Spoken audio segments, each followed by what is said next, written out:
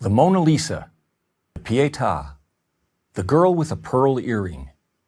For a score of centuries, artists enriched Western society with their works of astonishing beauty. The Night Watch, the Thinker, the Rocky Mountains. Master after master, from Leonardo to Rembrandt to Bierstadt, produced works that inspired, uplifted, and deepened us. And they did this by demanding of themselves the highest standards of excellence, improving upon the work of each previous generation of masters, and continuing to aspire to the highest quality attainable. But something happened on the way to the 20th century. The profound, the inspiring, and the beautiful were replaced by the new, the different, and the ugly. Today, the silly, the pointless, and the purely offensive are held up as the best of modern art. Michelangelo carved his David out of a rock. The Los Angeles County Museum of Art just offers us a rock. A rock. All 340 tons of it. That's how far standards have fallen. How did this happen?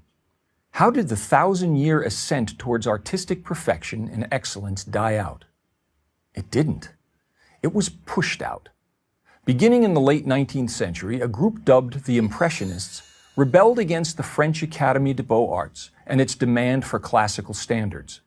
Whatever their intentions, the new modernists sowed the seeds of aesthetic relativism, the beauty is in the eye of the beholder mentality. Today, everybody loves the Impressionists.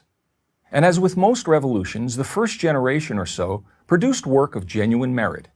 Monet, Renoir, and Degas still maintained elements of disciplined design and execution. But with each new generation, standards declined until there were no standards. All that was left was personal expression.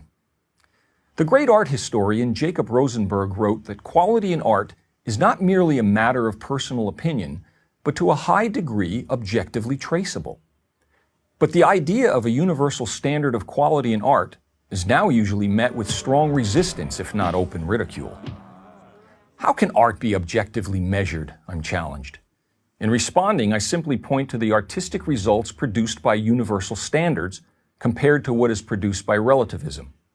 The former gave the world the birth of Venus and the dying Gaul, while the latter has given us the Holy Virgin Mary, fashioned with cow dung and pornographic images, and Petra, the prize-winning sculpture of a policewoman squatting and urinating, complete with a puddle of synthetic urine. Without aesthetic standards, we have no way to determine quality or inferiority. Here's a test I give my graduate students, all talented and well-educated.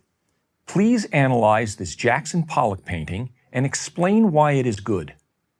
It is only after they give very eloquent answers that I inform them that the painting is actually a close-up of my studio apron. I don't blame them. I would probably have done the same, since it's nearly impossible to differentiate between the two. And who will determine quality is another challenge I'm given. If we are to be intellectually honest, we all know of situations where professional expertise is acknowledged and depended upon. Take figure skating in the Olympics, where artistic excellence is judged by experts in the field. Surely we would flinch at the contestant who indiscriminately threw himself across the ice and demanded that his routine be accepted as being as worthy of value as that of the most disciplined skater. Not only has the quality of art diminished, but also the subject matter has gone from the transcendent to the trashy. Where once artists applied their talents to scenes of substance and integrity from history, literature, religion, mythology, etc., many of today's artists merely use their art to make statements, often for nothing more than shock value. Artists of the past also made statements at times, but never at the expense of the visual excellence of their work. It's not only artists who are at fault. It is equally the fault of the so-called art community, the museum heads, gallery owners, and the critics who encourage and financially enable the production of this rubbish. It is they who champion graffiti and call it genius, promote the scatological and call it meaningful. It is they who, in reality, are the naked emperors of art, for who else would spend $10 million on a rock and think it is art?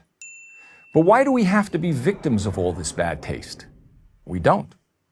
By the art we patronize at museums or purchase at galleries, we can make our opinions not only known but felt. An art gallery, after all, is a business like any other. If the product doesn't sell, it won't be made. We can also support organizations like the Art Renewal Center that work to restore objective standards to the art world. And we can advocate the teaching of classical art appreciation in our schools. Let's celebrate what we know is good and ignore what we know is not.